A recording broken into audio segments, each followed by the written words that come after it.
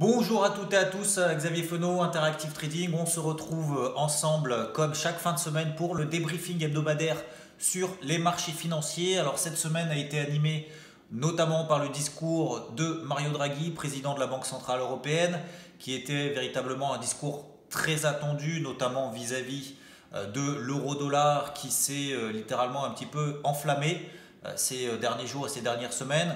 Nous avons vu également en fin de semaine, donc à 14h30 vendredi, le PIB américain qui a quand même particulièrement déçu. On va voir tout cela ensemble dans cette vidéo. À tout de suite.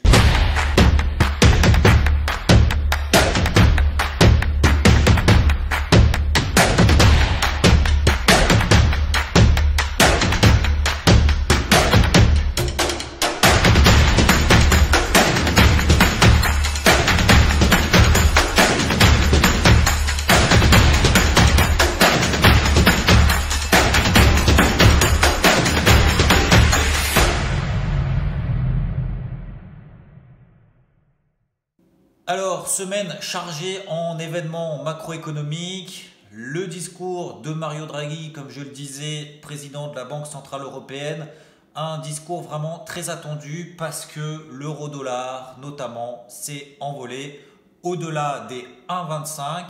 Donc, le marché attendait un peu plus de précision quant à peut-être l'anticipation, les projections de la politique monétaire de la Banque Centrale Européenne, de savoir si justement cet euro-dollar allait être plutôt néfaste pour la zone euro et du coup en fonction de ce taux de change, si Mario Draghi avait l'intention peut-être de revoir justement ses intentions de quantitative easing. Donc je vous rappelle que la BCE rachète chaque mois 30 milliards d'euros. Et également, on a des taux d'intérêt pour le moment qui ne tendent pas à être relevés, tout simplement parce que l'objectif de Mario Draghi et de la Banque Centrale Européenne est de viser en tout cas 2% d'inflation. Donc pour le moment, effectivement, en zone euro, on a une croissance économique qui est en train de surprendre. On a l'inflation qui est également en train de surprendre, mais le problème, c'est justement ce fameux euro-dollar qui dépasse maintenant les 1,25. Il était à 1,04 il y a plusieurs mois maintenant de cela. Donc on a véritablement un euro-dollar qui risque de peser et qui pèsera de toute façon sur toutes les entreprises exportatrices de la zone euro, notamment en termes de compétitivité.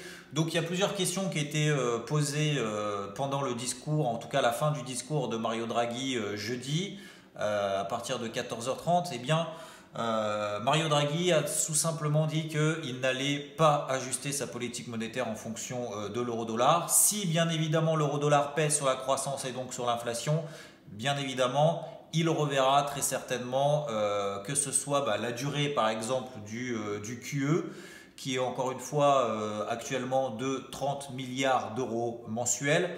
Et éventuellement repousser justement ce QE, voire peut-être même l'augmenter. Alors c'est toujours un petit peu des discours qui permettent au marché d'être un petit peu rassuré.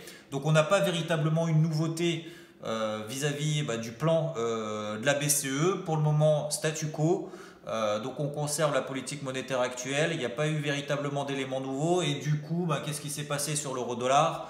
On a eu un euro-dollar qui dans un premier temps a apprécié entre guillemets le discours, en tout cas c'est apprécié avec le discours de Mario Draghi, et dans un second temps, quelques heures plus tard dans la soirée de jeudi, on a eu Trump qui a annoncé justement que lui préférait qu'il y ait un dollar qui se raffermisse un petit peu. Donc du coup on a eu une inversion un petit peu de tendance après l'envolée de Mario Draghi, de l'euro-dollar de Mario Draghi. Et derrière on a eu l'euro-dollar qui est complètement retombé et finalement là on revient un petit peu en cette fin de semaine sur les niveaux avant le discours de Mario Draghi. En attendant, qu'est-ce qui se passe sur les autres actifs et notamment sur les indices européens?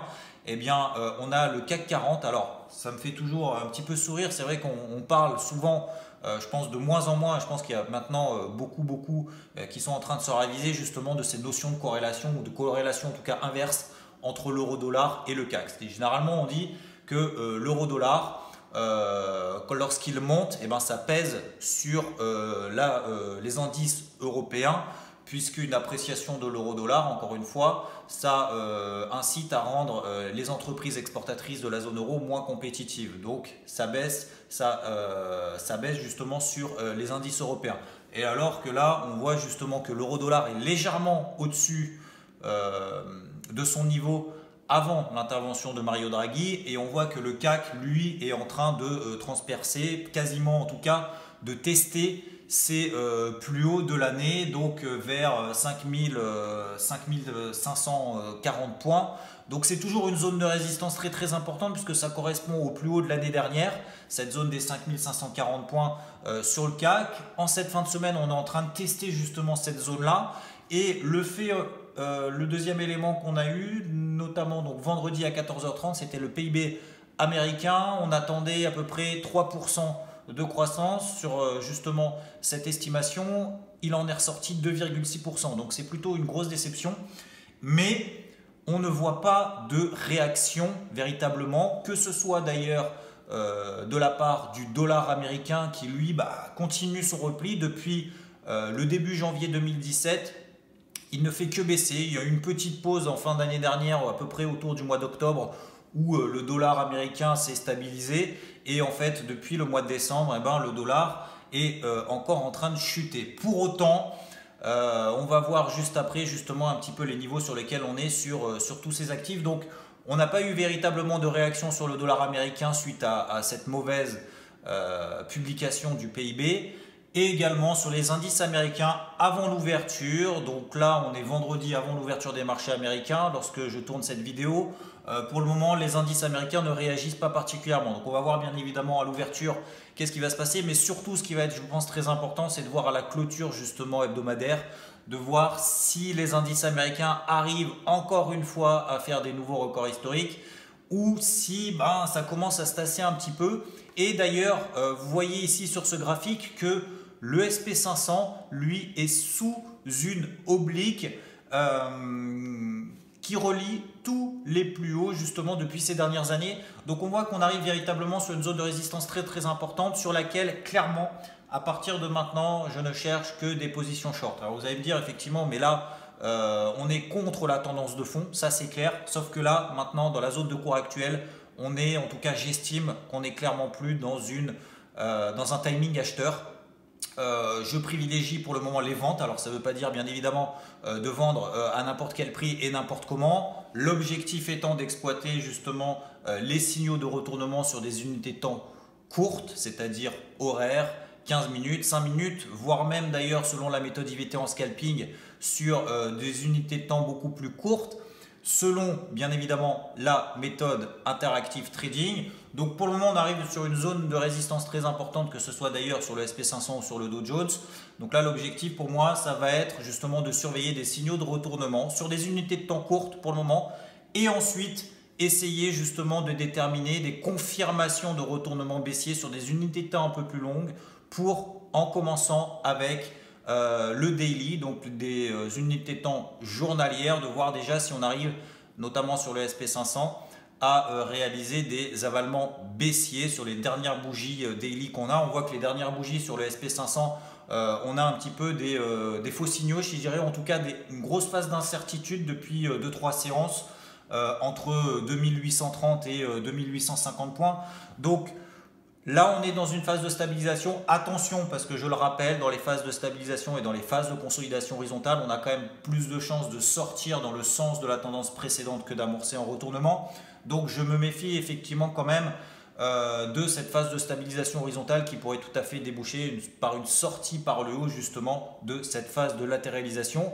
Donc, sur les US, sur les indices américains, notamment le SP500 que je surveille de très très près, on est sur des zones de résistance. Le dollar index dont j'évoquais tout à l'heure, qui lui retourne sur des niveaux vieux de 3 ans sur le dollar index. Donc on est dans une tendance de très long terme haussière sur le dollar américain.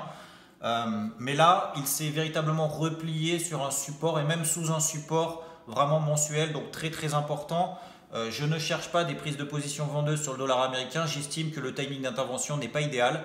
On pourrait tout à fait avoir un excès baissier, je pense, sur le dollar américain.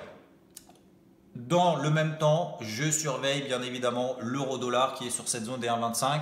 Vous regardez sur ce graphique, sur l'euro-dollar, effectivement, on est passé au-delà d'une zone de résistance mensuelle très importante qui était la zone des 1,21.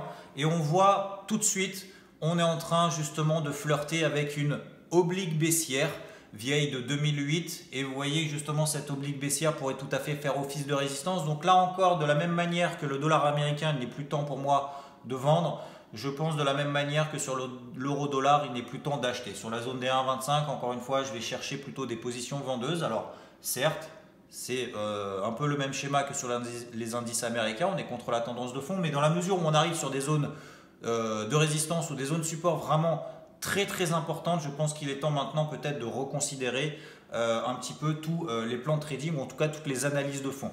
Donc, je raisonne vraiment en termes d'analyse technique et également en termes de timing d'intervention et ça c'est véritablement très important dans le trading au quotidien.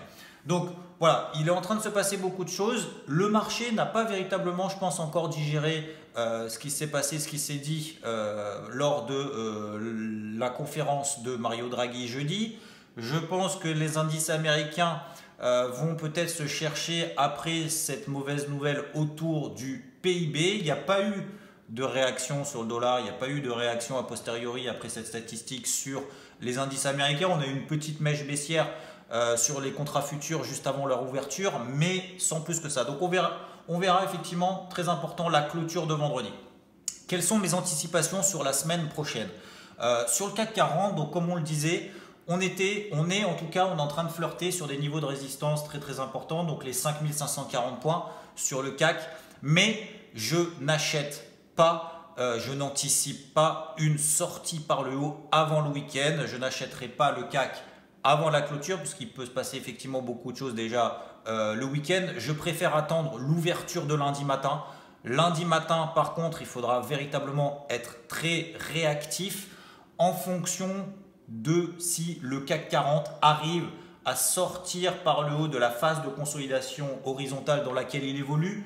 Pendant le discours de Mario Draghi, ou en tout cas a posteriori, on a eu une mèche baissière sur le CAC sous sa zone support, mais on n'a pas eu ensuite de confirmation baissière, on n'a pas eu de flux baissier qui s'est véritablement mis en place. Tout de suite, le mouvement baissier finalement a été invalidé. Donc on voit encore que la zone de consolidation horizontale tient particulièrement bien. Donc ce que je vais surveiller surtout sur le CAC 40 lundi matin, c'est l'ouverture. S'il y a un flux qui se met en place, si la zone des 5540 points est débordée, si on a un gap haussier plus un flux qui se met en place dès les premières minutes de cotation, effectivement là on pourrait tout à fait avoir une accélération haussière, pourquoi pas les 5580 voire même 5600. Mon plan ensuite lorsqu'on va arriver des 5600, eh bien ce sera de chercher des positions short et tout cela nous allons suivre bien évidemment tous ces plans de trading de manière très active dès la semaine prochaine, que ce soit dans le cadre d'IVT Action ou IVT Signal.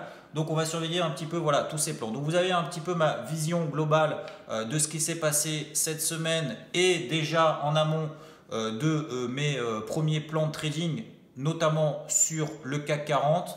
On va bien évidemment suivre tout ça dans le cadre d'IVT Signal et IVT Action pour ensuite mettre en place, mettre en action toutes ces analyses et tous ces plans de trading au travers justement d'envoi de prise de position, que ce soit au travers de produits de bourse sur IVT Action, sur les indices, ou également d'IVT Signal directement sur les indices ou sur le marché du Forex. Si cette vidéo vous a plu, n'hésitez pas à la liker, n'hésitez pas à la commenter également quelle est votre vision, quelles sont vos visions sur les différents actifs dont j'ai évoqué à l'instant.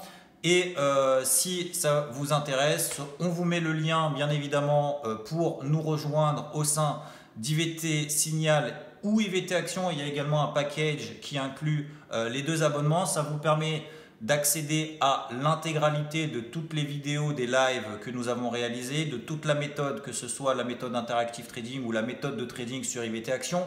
Vous avez donc tous ces modules de formation. Vous avez également, bien évidemment, toutes les prises de position en temps réel que l'on envoie dans nos portefeuilles et que vous recevez en temps réel par notification via l'application Interactive Trading. Comme ça vous permet justement de comprendre comment et de quelle manière on arrive à mettre en place tous les plans de trading qu'on vous envoie en amont. Et ensuite de ça, vous avez accès au QG des abonnés IVT, ce qui vous permet d'échanger 24 heures sur 24, 7 jours sur 7 entre abonnés, ce qui vous permet justement d'avoir peut-être des visions un petit peu différentes, complémentaires, voire supplémentaires sur différents actifs, etc. Et permet justement ensemble de progresser, de s'améliorer et d'échanger.